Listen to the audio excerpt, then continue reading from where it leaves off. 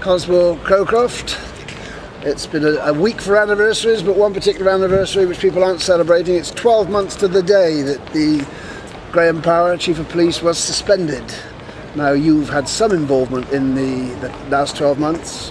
What is your capacity? Why are you involved in the case? Why have you been giving him support? Well, I had got to know Graham fairly well, being in a position where I had to liaise with him frequently over policing matters, Force and Helier, and I was, when the suspension was announced, the first thing I did was to contact the then Home Affairs Minister, Deputy Andrew Lewis, and ask for a meeting with him, which I had a couple of days after the suspension, and I urged him to reconsider. I then took the matter to the States as a private member. The debate was held in camera, but for many members it was seen as a vote of confidence in the new Home Affairs Minister, Senator Lamarcond.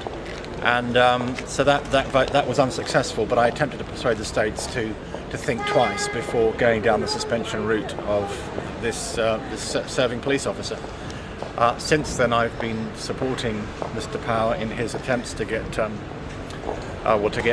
obtain documents that he requires for his case, and I've also supported him in his application for judicial review. So it's an official support you're giving through your access to the States, the fact you are a States member.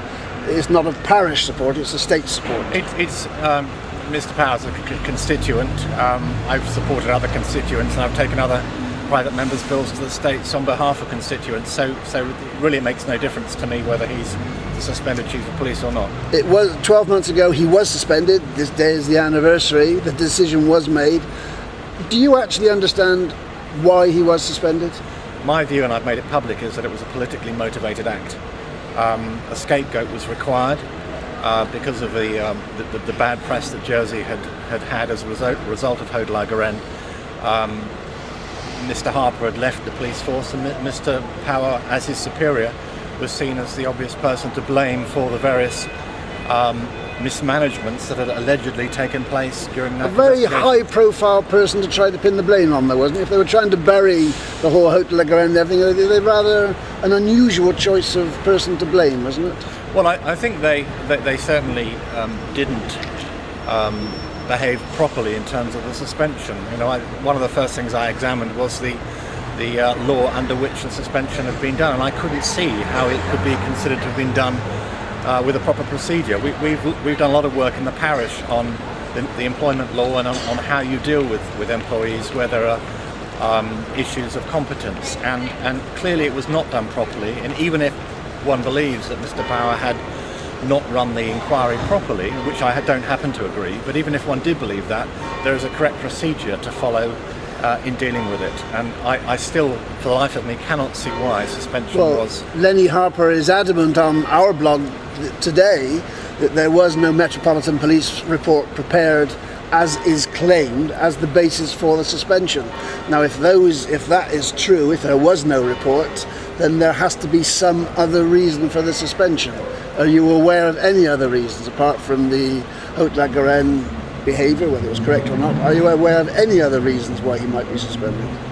Not at all. No, I think that, as I say, that there was a desire to pin the blame on somebody for perceived mismanagement of the inquiry, particularly the damaging press coverage that the island received, and Mr. Power was selected. And I think I've not seen any evidence that he did mismanage the inquiry, and in fact my views have been endorsed really, certainly by the judicial review, while not finding in favour of Mr. Power in overturning the suspension and upholding his judicial review. It did criticise the suspension itself.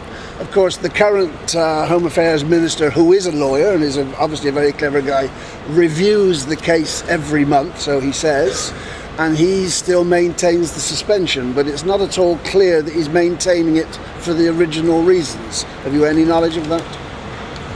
No, I mean, I did hope that the new minister would take the opportunity of really pulling the states back from the brink here, and I hope the Chief Minister as well, the new Chief Minister and new Minister of Home Affairs, would together decide that it was not in the island's best interests to hang out the Chief of Police to dry. And if they had avoided doing that, not only would they have saved him and his family the considerable personal distress that they've gone through, but they would have saved the taxpayer over £500,000.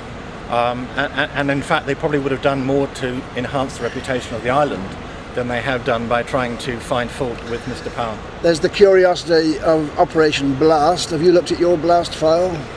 No, I'm not particularly interested in the records that may or may not be held on me by the police. It does seem to me that there have been a couple of occasions since the suspension when the new Home Affairs Minister has tried to find other reasons to find fault with Mr. Power.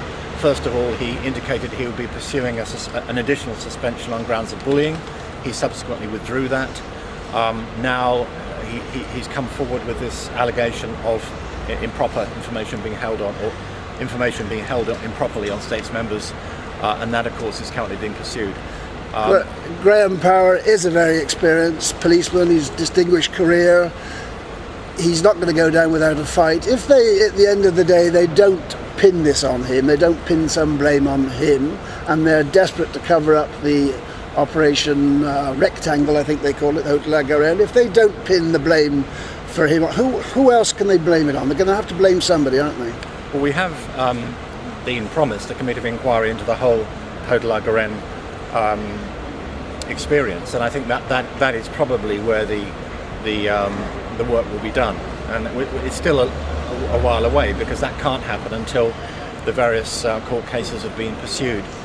I think what I've been impressed by with Graham in the year since the suspension and the times I've been involved supporting him in various public forums is that he is an extremely talented police officer, and I think it's such a waste of all that energy that could have been spent during the past year in the policing of St Helier and the policing of Jersey has been spent in trying to defend himself against what I think are wrongful allegations.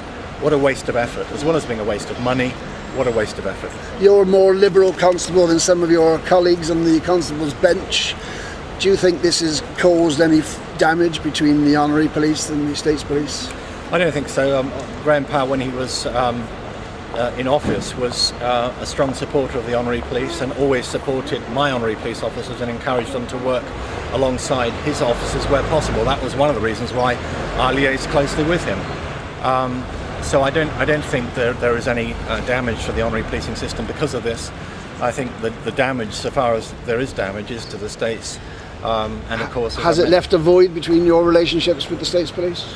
No, I mean I'm in contact with the acting Chief of Police about the kind of policing matters that I was talking to Mr. Power about last year. So as far as I'm concerned, there's no difference in that. But it is a waste of effort, a waste of a lot of not only Mr. Power's work has been directed in this forum, but a lot of UK police officers have been doing a lot of work to find the evidence that the Minister appears to have had before him. And you know, a lot of wasted effort, as I say, has gone into this inquiry. You wouldn't have thought in a small island like Jersey it would have been too difficult to investigate these matters quite simply and find the truth, would you? Well, absolutely, and I put it to Andrew Lewis when I went to see him that it was a heavy-handed way to behave. If there were problems in the past with the conduct of an investigation, surely the officer concerned could continue in post, no cost to the taxpayer, no loss of reputation to the island or indeed to the individual, and the investigation could have been done without suspending him. That is certainly the course of action I would have taken had I been in the driving seat.